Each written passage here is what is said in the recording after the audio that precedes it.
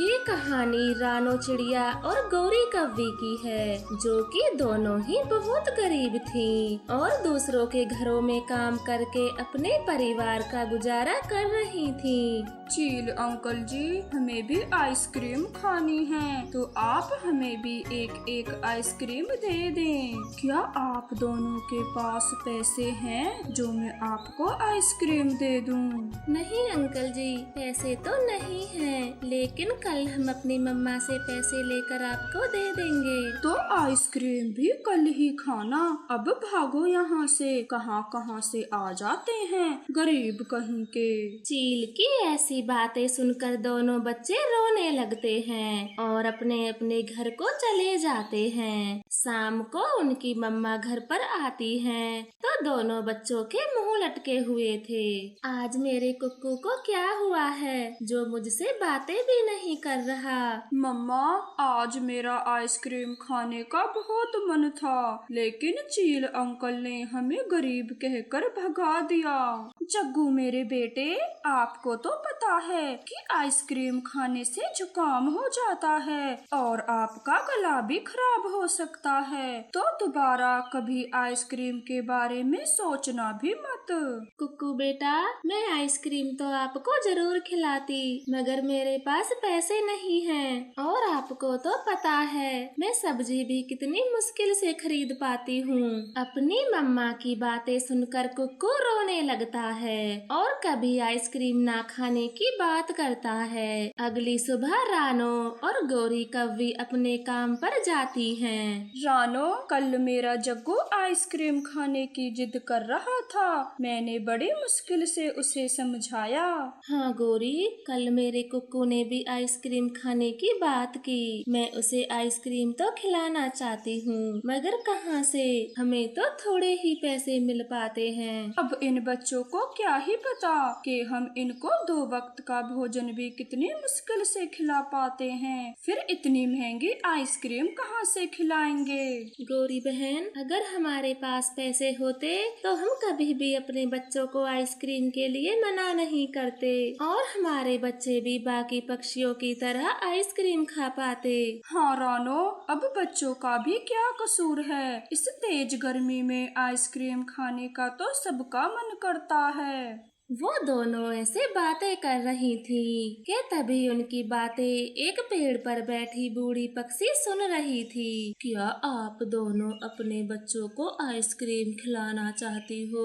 हाँ दादी माँ, हम अपने बच्चों को आइसक्रीम खिलाना चाहते हैं, मगर हमारे पास पैसे नहीं हैं, क्योंकि हम बहुत गरीब हैं। कोई बात नहीं बेटी, आप फिर भी अपने बच्चों को आइसक्रीम खिला सकती हो। पर वो कैसे दादी माँ? कोई अपने फ्री में आइसक्रीम थोड़े न देता है जो हमारे बच्चे आइसक्रीम खा लेंगे।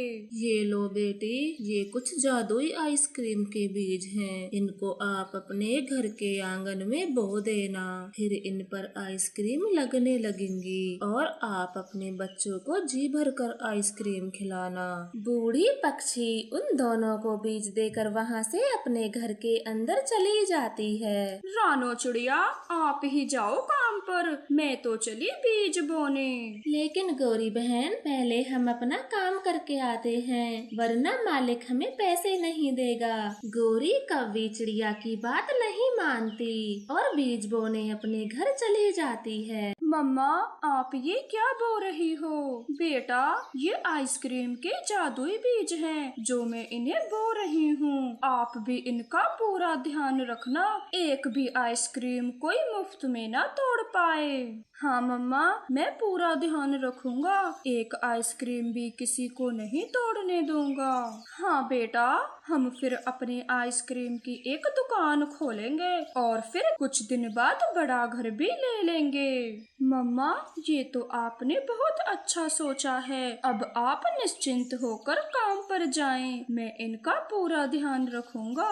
जग्गू, मैं भला अब काम पर क्यों जाऊं? मुझे आइसक्रीम बेचने की तैयारी भी तो करनी है। इस तरह से गौरी कव्वी को तो बहुत लालच आ गया था। वो तो बस आइसक्रीम बेचने के सपने देख रही थी और शाम को चिड़िया भी अपने खेतों में बीज बो देती है।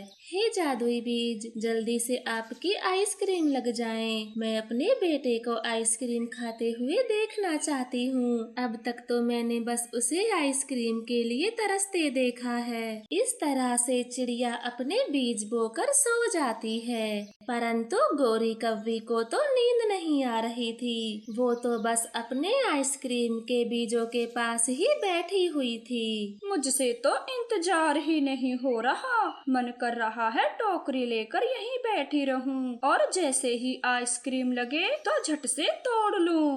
मम्मा अब चलो भी, ऐसे बैठे बैठे सुबह नहीं होने वाली। फिर गोरी कव्वी भी देर रात को सो जाती है और सुबह होते ही भागकर अपने खेत को देखती है। परंतु वहाँ तो एक भी पौधा आइसक्रीम का नहीं उगा था। ये कैसे जादुई बीज थे?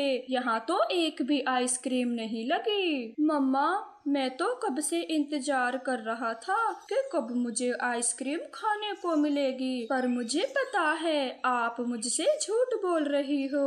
नहीं बेटा, मैं झूठ नहीं बोल रही। आप जरा यहीं पर रुको, मैं अभी रानू के घर देख कर आती हूँ। अरे वाह, ये तो सचमुच जादुई बीज थे। आइसक्रीम तो लग गई है, वो भी तरह तरह की। रानू की आइसक्रीम की खेती देखकर बाकी गरीब बच्चे भी वहाँ पर आ जाते हैं। रानू सभी बच्चों को आइसक्रीम खिलाती है। खाओ खाओ बच्चों, जी भरकर आइसक्रीम खाओ। आपको आइसक्रीम खाते हुए देख मुझे बड़ी खुशी मिल रही है। रानू चिड़िया सबको आइसक्रीम खिला रही थी। तभी वहाँ पर गोरी कव्वी भी आ जाती है। रानो, मेरे खेत में तो एक भी आइसक्रीम नहीं लगी। लगता है उस बूढ़ी दादी ने मुझे खराब बीज दे दिए। कोई बात नहीं गोरी बहन, आप जग्गू के लिए यहाँ से आइसक्रीम ले जाएं और उसे जी भर कर खिलाएं। लेकिन गोरी कव्वी तो उसकी एक भी बात नहीं सुनती और उस बूढ़ी पक्षी के घर चली जाती है। दादी माँ, रानो के खेत में तो खूब आइसक्रीम लगी हैं और मेरे खेत में एक भी आइसक्रीम नहीं लगी। तो आप मुझे दूसरे बीज दे दें, वो बीज खराब थे। गोरी कव्वी की ऐसी बातें सुनकर बूढ़ी पक्षी उसे दोबारा से बीज दे देती है और गोरी कव्वी फिर से अपने बीज बो देती है। बेटा, इस बार जरूर आइसक्रीम लगेगी और हम रानो की तरह फ्री में नहीं बांटेंगे, बल्कि एक आइसक्रीम को 20 रुपए की बेचेंगे। फिर दूसरे रोज सुबह होते ही गोरी अपने खेत में भागती है, लेकिन वहाँ तो एक भी आइसक्रीम नहीं लगी थी। गोरी कव्वी को बहुत गुस्सा आता है और वह फिर से बूढ़ी पक्षी के घर चली जाती है। आपने मुझे पागल बना रखा है। उन बीजों से भी आइसक्रीम की खेती नहीं हुई। आप बेकार में मुझसे मेहनत करा रही हो, बस खराब बीज दे देकर। गोरी, खराब बीज नहीं, खराब तो आपकी नीयत है। आप आइसक्रीम के बीज लालच के साथ बोती हो और ये बीज लालची के हाथों से कभी नहीं उगते। आपका मतलब क्या है? मुझे ठीक से समझाएं। ये गोल गोल बातें मेरे समझ नहीं आती। गोरी बेटा, वो बीज आपके बेटे की आइसक्रीम खाने की इच्छा को पूरी करने के लिए थे, लेकिन आप तो बस इन्हें बेचने के ही सपने देखती थीं, इसलिए बीज आपके घर नहीं उगे और उस भोली चिड़िया के घर उग गए। अब मुझे सब समझ में आ गया है। अब से मैं लालच नहीं करूँगी, बल्कि मैं भी गरीबों के बच्चों को मुफ्त में आइसक्रीम दिया करूँगी। फिर बूढ़ी पक्षी गोरी को और बीज देती है। इस बार गोरी उन बीजों को बड़े ही प्यार से और लालच को त्याग कर बो देती है। अगली सुबह उसके खेत में तरह तरह की आइसक्रीम लग जाती है और जग्गू उन्हें खाने लगता है। सच में आइसक्रीम बेचने से ज्यादा खुशी तो जग्गू को खाते हुए देखने में है। मैं भी लालच में डूब गई थी और जग्गू के बारे में तो एक बार भी नहीं सोचा कि उसी के लिए मुझे ये बीज मिले हैं। फिर गोरी कव्वी भी सबको मुफ्त में आइसक्रीम खिलाने लगती है और आइसक्रीम बेचने का ख्याल तो अपने मन में से निकाल देती है। तो प्यारे दोस्तों, हमें इस कहानी से यह सीख मिलती है कि लालच करना बुरी बला है। चिड़िया मम्मा भोजन लेने के लिए जंगल गई थी, परंतु वहाँ पर खूंखार चील अपना जाल बिछाकर बैठा हुआ था कि कब कोई चिड़िया उसके जाल में फंस जाए, और बेचारी चिड़िया उस जाल में फंस जाती है और चील उसे मारकर खा जाता है। मम्मा, मेरी मम्मा कहाँ है? पिताजी, आप मम्मा को ढूंढ कर लाओ, मुझे मम्मा के साथ खाना खाना है। किक्की मेरी बेटी, मैं मम्मा को लेकर आता हूँ, पर पहले आप ये मीठा फल खा लें, वरना आप बहुत कमजोर हो जाओगी और फिर मम्मा भी आपको डांटेंगी। ऐसे कहकर पापा चिड़िया किक्की को भोजन खिला देता है और रात के लिए भोजन लेने चला जाता है। रास्ते में टुन्नू चिड़े को किसी के रोने की आवाज सुनाई देती है। ये तो किसी के रोने की आवाज है, लगता है कोई नदी के पास रो रहा है। फिर टुन्नू चिड़ा आवाज को सुनते सुनते उस चिड़िया के पास आ जाता है जो नदी किनारे बैठी रो रही थी। आप कौन हो और यहाँ ऐसे क्यों रो रही हो? मैं अपने काले रंग की वजह से रो रही हूँ। मेरे पति ने मुझे घर से भगा दिया और दूसरी चिड़िया से शादी भी कर ली। ये तो आपके पति ने बहुत गलत किया, पर अब यहाँ रोने से कुछ नहीं होगा। आप अपने माता पिता के घर चली जाओ। मेरे माता पिता अब इस दुनिया में नहीं है, तो मैं कहाँ जाऊँ? आपके मायके में घर तो होगा ही, आप वहीं चली जाओ। मेरा एक भाई है और वो उस घर में रहता है। मेरे घर जाने के बाद भाभी भैया से झगड़ा कर अपने मायके चली जाती है, इसलिए मैं अपने घर जाना नहीं चाहती। टुन्नू चिड़े को काली चिड़िया की बातें सुन उस पर दया आ जाती है और वह उसे अपने घर ले जाता है। एक जालिम चील ने मेरी पत्नी को मार दिया, तब से मेरी बेटी मम्मा के लिए तरसती है। अगर आप मेरी बेटी को मम्मा का प्यार दे दें तो आपकी बड़ी कृपा होगी। मैं आपकी बात समझी नहीं, आप क्या कहना चाहते हो? मैं चाहता हूँ कि आप मुझसे शादी कर लें, क्योंकि मेरी बेटी अभी बहुत छोटी है, उसे मम्मा के प्यार की जरूरत है। आपने मुझसे शादी करने का फैसला किया, ये तो मेरे लिए बहुत अच्छी बात है, वरना मैंने तो समझा था कि मेरी तो दुनिया ही खत्म हो गई। फिर वो दोनों शादी कर लेते हैं। टुन्नू चिड़ा अपनी नई पत्नी के साथ घर आता है। पापा, मम्मा कहाँ है? आपने कहा था मम्मा को ढूंढ कर लाऊंगा, और आपके साथ ये आंटी कौन है? किक्की बेटी, मैं आपके मम्मा से ही मिलकर आया हूँ, वो भगवान के घर चली गई हैं। लेकिन पापा, आप उन्हें घर लेकर क्यों नहीं आए? बेटी, भगवान को आपकी मम्मा की सख्त जरूरत थी, इसीलिए मम्मा ने कोमल चिड़िया को भेजा है। आज से यही आपकी मम्मा हैं। क्या सच में आंटी जी? मेरी मम्मा ने आपको मेरे लिए भेजा है? हाँ बेटा, तभी तो मैं यहाँ आई हूँ। आज से आप मेरी प्यारी बेटी हो।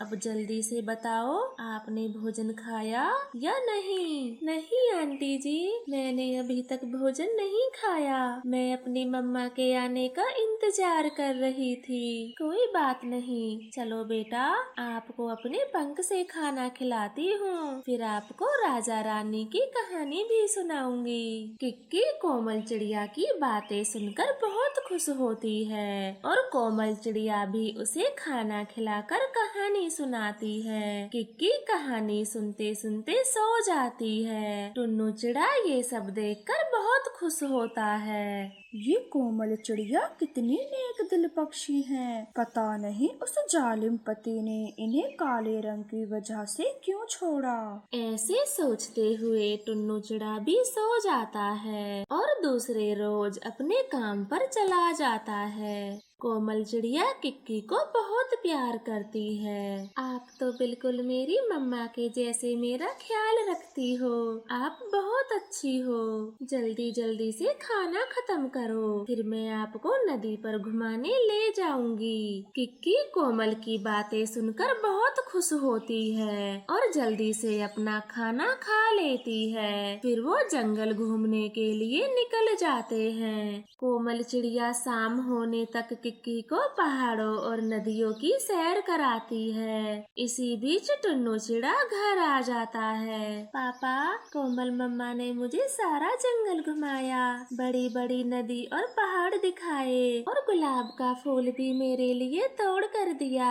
सच में पापा, कोमल मम्मा बहुत अच्छी हैं। सच कोमल जी, आप बहुत अच्छी हो जो मेरी बेटी का इतना ख्याल रखती हो, वरना मैं तो काम के चक्कर में भूल ही गया था कि किक्की को घुमाना भी चाहिए। आपका बहुत बहुत धन्यवाद। अब बात बात पर धन्यवाद करने की क्या जरूरत है। आपने मुझसे शादी की है, इसलिए किक्की मेरी भी बेटी है। इस तरह से वो परिवार खुश रहने लगता है और कुछ समय बाद कोमल चिड़िया को एक बेटा होता है। टुन्नू और किक्की तो बहुत खुश थे। पापा, मेरा भाई जब बड़ा हो जाएगा तब मैं उसे सारा जंगल घुमा कर लाऊंगी और अच्छे अच्छे फूल भी तोड़ कर दूंगी। नहीं नहीं किक्की, हाथ भी ना लगाना मेरे मुन्ने को। कहीं मेरे मुन्ने को गिरा दिया तो उसे चोट लग जाएगी। अपने बेटे को तो मैं ही सैर कराऊंगी, वो भी पूरे जंगल की।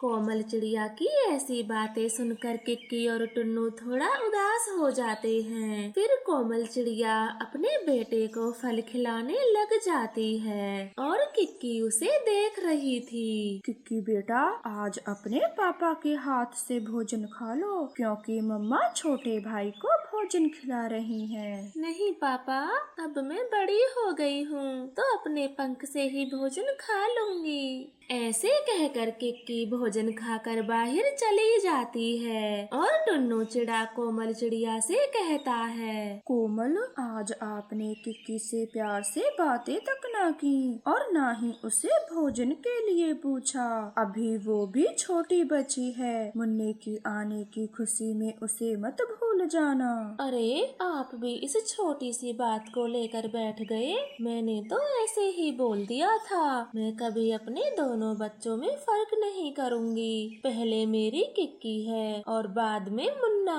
मुझे माफ कर दो कोमल, मैं तो डर गया था कि कहीं आप मुन्ने आने की खुशी में किक्की के साथ सौतेला व्यवहार तो नहीं करने लगोगी। आप भी पता नहीं थोड़ी सी देर में क्या क्या सोच लेते हो। ऐसा कुछ नहीं होगा। कोमल टुन्नू से तो ये सब बोल देती है, लेकिन उसका व्यवहार तो सच में बदल चुका था। वो टुन्नू के सामने तो किक्की से कुछ नहीं कहती, लेकिन उसके जाने के बाद उसी से सारा काम कराती है। किक्की, मैं मुन्ने को लेकर जंगल जा रही हूँ, आप तब तक घर का सारा काम कर लेना।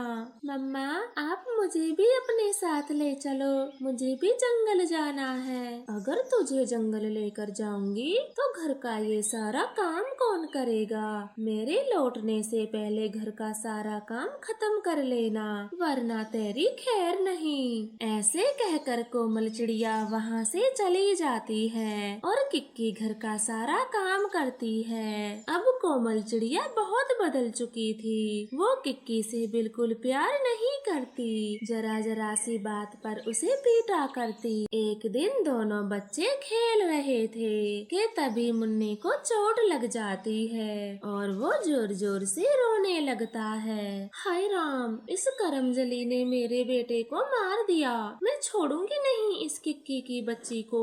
नहीं मम्मा, मैंने मुन्ने को नहीं मारा, ये तो खुद ही गिर गया था। चुप कर जा शैतान कहीं की, तू मेरे बेटे से जलती है। अब तुझे चोट लगेगी तो पता चलेगा। ऐसे कहकर कोमल चिड़िया चूल्हे से जली लकड़ी ले आती है और किक्की को उसे मारने लगती है। बेचारी किक्की तो बहुत डर जाती है। मम्मा मुझे मत मारो, आज के बाद मैं मुन्ने के साथ नहीं खेलूंगी और उससे दूर रहूंगी। कोमल चिड़िया किक्की को उस जली लकड़ी से पीटे जा रही थी कि तभी वहाँ पर टुन्नू चिड़ा आ जाता है। वो जली हुई लकड़ी को छीनकर फेंक देता है। तो ये है तुम्हारा असली चेहरा? मेरे जाने के बाद मेरी बेटी पर इतना जुल्म करती हो। ये मत भूलो कि आज इस घर में सिर्फ तुम मेरी बेटी की वजह से हो। ना टुन्नू जी, मैं तो बस किक्की को थोड़ा सा डांट रही थी, वरना मुझे अपनी बेटी से बहुत प्यार है। बस बहुत हो गया।